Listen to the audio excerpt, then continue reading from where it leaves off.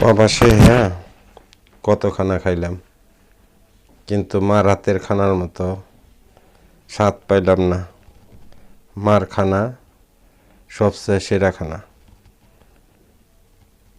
এখন বুঝি আমরা যে মার খানা কি।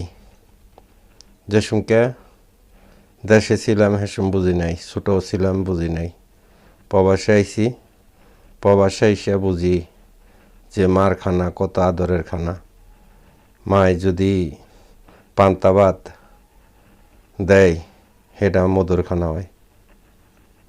আমরা যারা প্রবাসে থাকি একা একা খাই, একা একা সব কিছু করি,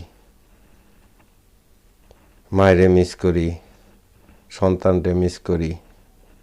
তাই যাদের প্রবাসে আছি আমরা অনেক মিস করি, আমাদের ফ্যামিলিকে মিস করি, সন্তানরে মিস করি, মায়েরে মিস করি। কৈশোর জীবনের সেই খানার যে একটা মজা ছিল, এখন আমরা এই মজাটা পাই না। খানা খাই হয়তো জীবন বাঁচানোর জন্য খানা খাই, কিন্তু মনের মধ্যে যে একটা তৃপ্তি আসে এই তৃপ্তিটা পাই না। মানুষের মনের তৃপ্তিটাই হলো আসল তৃপ্তি। তাই যারা আমরা প্রবাসে আছি শুধু খাই, কিন্তু আমাদের মনটা পড়ে থাকে বাংলাদেশে, বাংলাদেশের ফ্যামিলির কাছে, মা বাবার কাছে।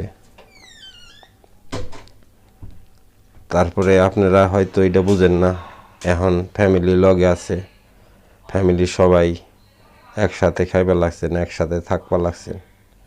কিন্তু আমরা যারা প্রবাসে আছি তারা একা একা একা একা সব কিছু করার লাগে। হয়তো এই যে আমি খানা খাইবার লাগছি, আমার মনটা কল পড়ে রয়েছে বাংলাদেশে ফ্যামিলির কাছে। ফ্যামিলি কি খাইলো না খাইলো এই চিন্তা হয়।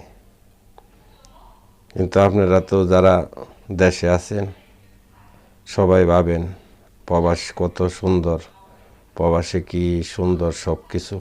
না রে ভাই, প্রবাস হলো জেলখানা।